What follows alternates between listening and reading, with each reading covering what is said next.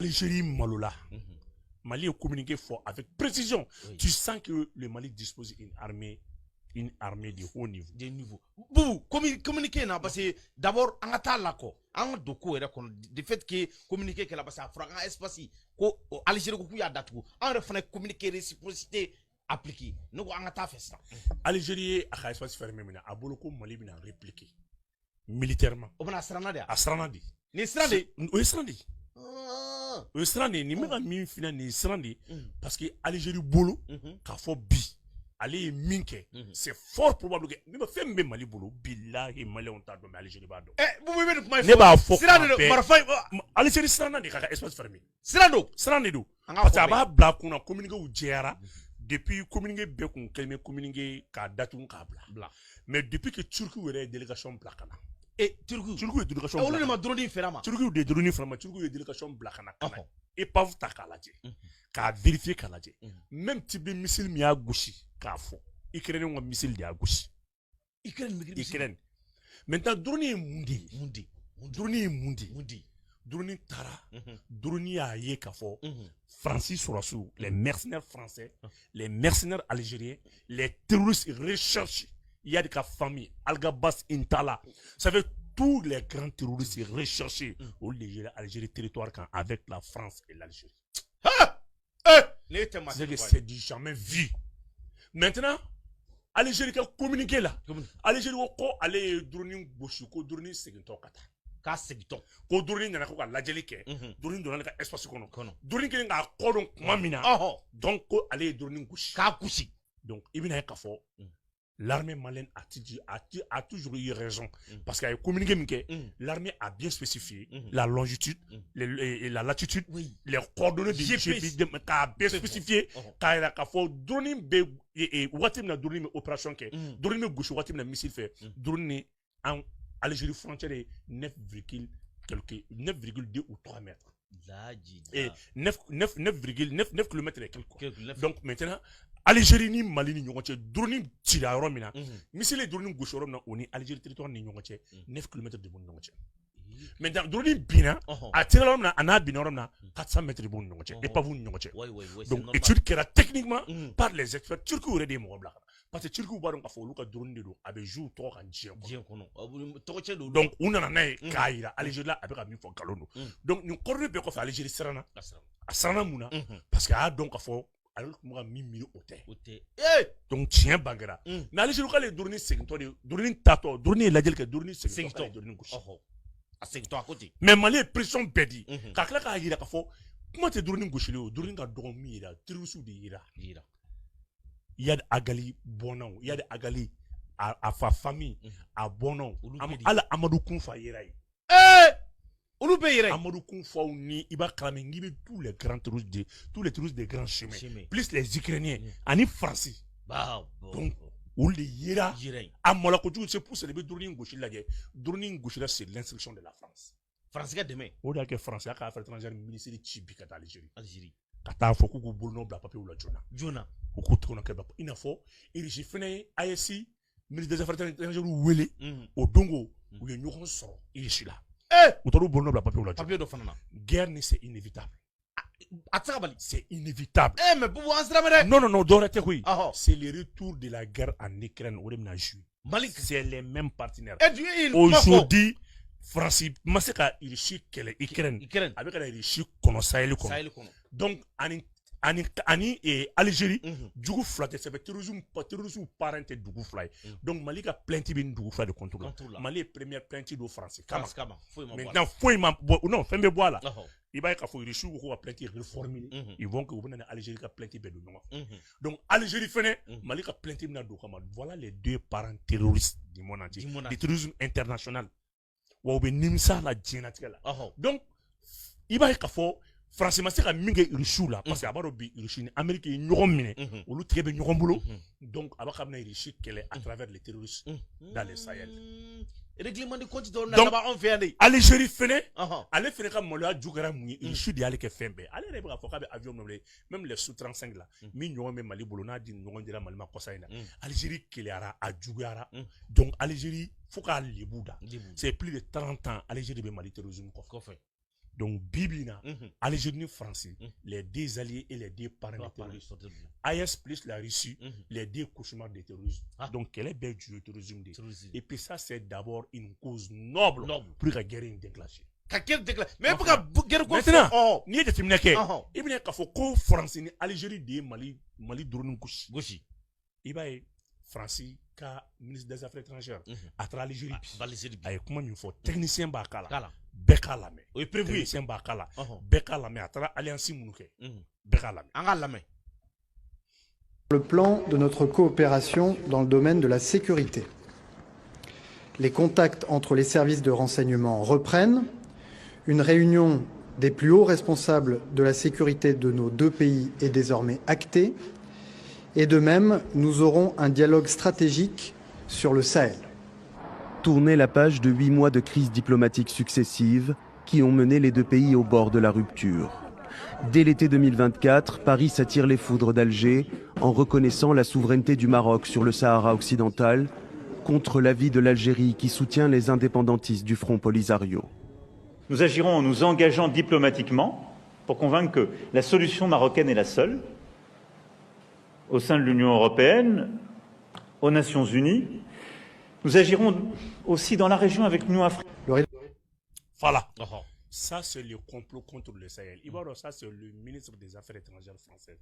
Maintenant, lui, il s'est rendu en France, en Algérie. À travers mon cas, parce que ou befsan ou beyira quoi. Il m'a et France B Jinim Kofé. Algérie B et fait France B État islamique Kofé. Algérie B Jinim Kofé. Donc il m'a fait effet là, allez ni et Jinim, on lui commencer à tirer du parce que France B il y a que France B effet là Kofé. Et France B il y a ouais France B Al-Kabas nous Kofé. Nous effet là na donc Algérie allez B Jinim Kofé. Nous nous enfin Al-Qaïda non ma fuma ko ansadinga bolo fram mbe c'est Al-Qaïda de bolo fram mbe nous ansadine nous y a akal donc France il y a des coffres et Algérie il y a des coffres France bi et fin coffre Al-Kabas tigé di ñogoma Sahel kono tout récemment kuku tigé di ñogoma parce que ibina ka fo ko parent wu tigé di ñogoma donc ibina donc gelami me Mali Sahel konna la Sahel re konna la terrorisme international la démé bakate do ni France l'Algérie mais c'est des affaires étrangères mot de fort ko 8 mois gelam bu ñu ñokoté Maroc ko ñu fene ko bété ko téré ñu ko c'est des renseignements ga barake lu ko c'est des renseignements di terrorisme ñu akuneni Allah o dia ke drone yelen ko fe kumamina Algérie be a fo France a ko dututa la de Mali drone en bay kaya atato fleni ka bunju ayanga bujona parce que kuna fulu munu sorola o mayuluma amayu shima anga tanda fasaja onina ko chiendo chiete alka image masqué mais ni be ko fait France be décrédibiliser vis-à-vis de son peuple parce que ni molo ala ko bay Algérie bi tension politique ba de Algérie bi amedom ko bi mangan commencer ka wuli parce que vraiment l'autorité politique n'est pas d'accord avec l'armée bon alors que l'armée bra do chemin kono autorité politique ko khata affaire mais dans yende temne kalaje moko ka don Algérie bor ka minge malani ni Algérie chien folé tous les grands terroristes tourisme international fait Sahel kono Algérie débat be ko fait même contre le Maroc Algérie marfa ci Maroc sur solaire les fronts Polisario au luka leader aka passeport diplomatique mbabulu Algérie passeport de les indépendantistes marocains Mounoumbiga ça fait quoi il va bloquer Algérie est une menace contre la paix dans le Sahel tu veux tout comment là Mali bra ta la jetane Algérie be Mali tourisme ko fait Maroc fait ta aller Algérie quel ndi bo ko fait donc bi est-ce que guerre be Algérie arrangé wa kele flana emu est-ce que Algérie ka allié dugumi yeso ko influencement do ga jien kono wa do e France ala bra la gauche ko soro alo te sa re wulu dena bi ala bra l'anglais ko soro donc Algérie fakona France fakona ni fakona fly nyogon ta mune bi donc Algérie to politique bi ga ida ka fo France ka je tout arranger mais bi do bugu joko Mali ni Maroc Mali sura si kemeni bi do fle Maroc no buga so digi be ko parafli digi be Maroc au Maroc sans et sans doute Mali ni Maroc be barala nyokombulu AS ni Maroc be barala nyokombulu Barça bla Maroc ba donc a fo tourisme Sahel ko na Algérie de ba ko fait soutenu par la France donc tout comment là quoi au Algérie kene be Maroc fait tourisme fait quoi maintenant il y a guerre bi Algérie campi est-ce que Algérie be se ka bɔ a la Voilà wa ne rep no ɲininkali bɛ yen be cogo de a tɛ se ka bɔ a la min ɲɔgɔn bɛ Mali kɔnɔ les indépendantistes la o ɲɔgɔn kelen de bɛ Algérie n'o ye Kabylie ye donc fɛn o fɛn bɛ se ka Algérie ka nin état in affaibli olu fana ka wuli ka jɔ de est-ce que ni Algérie ye kɛlɛ kɛ bi Kabylie ninnu fana tɛ avancer ka na parce que Algérie bɛ kɛlɛ kɛ Algérie yɔrɔ kelen min bɛ yen n'a lafiyalen don ça c'est d'abord le côté nord d'Algérie o de bɛ bɛn Mali fana nord ma maintenant n'i ye nin fila da ɲɔgɔn na donc i bɛna k'a fɔ Algérie yɔrɔ min lafiyalen don o ye ka na vers le Mali o de lafiyalen don nka n'a ye nin kɛ Algérie fana ka indépendantiste minnu bɛ yen olu fana bɛna fanga sɔrɔ ça fait guerre mɔgɔ bɛ guerre wuli tɛ guerre da o ye kelen ye international a bɛɛ bɛ Algérie territoire kan est-ce que Algérie bɛ to kɛ kɛlɛ waati min na o terroristes fana bɛ coup d'état kɛ u bɛ kojugu kɛ Algérie kɔnɔna la donc Algérie bɛ ka jɔrɔ o la parce que ale tun bɛ fɛ ka terroristes labɔ de k'u bila Mali territoire kan n'o ye Teza Wateri Algérie wulikajɔ bɛɛ ye nin mouvement armé minnu bɛ yen marifatigi minnu bɛ yen ka fɛɛrɛ sugu bɛɛ kɛ u ka taa Mali territoire kan mais bi o ma se ka kɛ donc est-ce que bi Algérie bɛ sɔn guerre ka sɔrɔ guerre min bɛ kɛ k'ale affaibli militairement o waati kelen y'a sɔrɔ terroristes b'ale ka territoire kan kelen filanan ye mun ye indépendantistes fana bɛ yen donc ne nin kɛra puissance dɔ fana bɛ sɔn k'i dogo olu fana kɔfɛ ka olu fana armé contre l'état algérien o de y'a kɛ Algérie ka espace aérien fermé c'est fort probable que Mali bɔra ka avion dernière génération minnu sɔrɔ n'a ma bɔ télé la c'est fort probable que Mali ka répliquer militairement o de y'a ko a y'a ka espace aérien datugu donc réciprocité la Mali fana y'a ta datugu nin bɛna mun de kɔfɔ sisan mɔgɔw bɛ ka kuma ko réciprocité o t'a kɔrɔ dɔn tôt ou tard Algérie avion de bɛ don Mali espace aérien kɔnɔ an na kɛra fili ye n'o fana donna mun n'o fana donna sanatɔ mɔgɔ tɛ wuli k'a fɔ ko mɔgɔ ye ko gɛlɛn k'i bɛ wuli k'i ta fɛn gosi i tɛ mun de gosi bi Algérie janba ka yɔrɔ bɛɛ la Algérie janba ka arme bɛɛ la Algérie sisan mɔgɔ ye ko kɛlɛ waati min na a tigilamɔgɔ ma ɲinɛ ayi a tɛ ɲinɛ a tɛ ɲinɛ o i t'a kɛ o nɔgɔli la i t'a kɛ o nɔgɔli la o i b'a to yen i bɛ temps d'a ma i bɛ temps d'a ma k'a kɛ bon bi Algérie b'o o dakun de la donc o de y'a kɛ Algérie bɛ yɔrɔ min na ko bi guerre t'a arrangé barisabula a jugu ye Maroc ye a jugu ye Libye ye a jugu filanan économiquement n'a bɛ jouer Algérie kan mɔgɔw bɛ ka Algérie bɛ ka ko in ni cɛya da lajɛ mais Algérie jɔrɔlen don parce que Algérie yɛrɛ bɛ ka balo wari min na san kɔnɔ o de ye gazodigi min bɛ na ka na tɛmɛ Algérie ka taa feere France o ju bɛ bɔ Nigéria de o bɛ tɛmɛ Niger de fɛ bon Niger bɔra ka Algérie ambassadeur rappeler est-ce que bi o gazodigi min bɛ tɛmɛ Niger fɛ o bɛna kɛ cogo di o tɛna sɔn ka tɛmɛ o bɛna kɛ cogo di kuma bɛ yen de Algérie a un grand intérêt avec l'état nigérien déjà bon kɔsa in na n'i ye jateminɛ kɛ Nigeria gazi min bɛ feere Union européenne kɔnɔna la ni Algérie bɛ y'o gazi n'a ka Sonatrach n'o ye a ka société gazier ye ale ni pétrolière min bɛ yen n'o ye Sonatrach ye o de bɛ o gazi ta ka bolofara kelen bɛ taa Espagne kelen o bɛ taa ni Italie o de bɛ ka Union européenne ravitailler gazi la bon o gazi fanba bɛɛ bɛ bɔ Nigeria ka tɛmɛ Niger de fɛ donc économiquement Algérie est isolée a tɛ se ka lakali économiquement n'u ye kɛlɛ kɛ ça ne va pas voilà mais munna Algérie bɛ indépendantistes ni mouvement armé dɛmɛ Mali kama i tɛna kun fini minnu b'u dɛmɛ i b'a dɔn gɛlɛya o gɛlɛya bɛ Mali kɔnɔ bi ka Mali ma se ka ressources exploiter c'est grâce à l'Algérie c'est pour ça Algérie tɛ fɛ a baara Mali ka lafiya ressources caman bɛ Mali bolo bi n'i y'a ye k'a fɔ i b'a dɔn Mali nord yɔrɔ si tɛ yen min ni nafa tɛ yɔrɔ min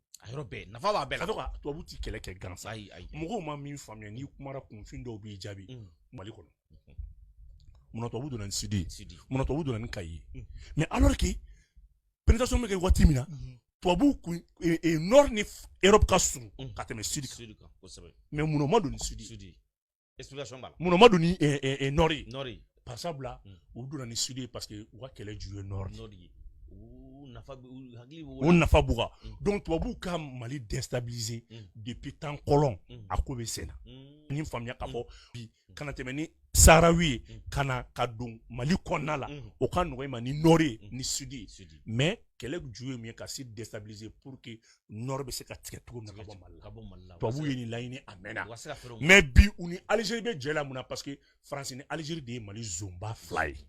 Ça fait gɛlɛya bɛ Mali kan que ça soit les terroristes que ça soit maintenant le mouvement armé l'indépendantisme fɛn dɔ a bɛɛ nkalon kuma a bɛɛ Algérie de Mali ka communiqué la Mali bɛ kuma dɔ fɔ ko Algérie exportateur de terrorisme mɔgɔ ka taa communiqué in kalan sa exportateur communiqué in ye leçon de ye exportateur kɔrɔ ye di n'a fɔra ko commerçant import export ouais bamanangana commerçant import export kɔrɔ maa min bɛ minɛn ta a bɛ taa n'a ye kɔ kan a bɛ bɔ n'a ye kɔ kan donc Algérie c'est un commerçant exportateur de terrorisme o kɔrɔ ye di Algérie bɛ terrorisme de dilan ka dugukolo kan ka bɔ n'a ka taa di walidugu ma ouais et lui c'est un mot clé c'est un mot clé dans le communiqué du gouvernement malien.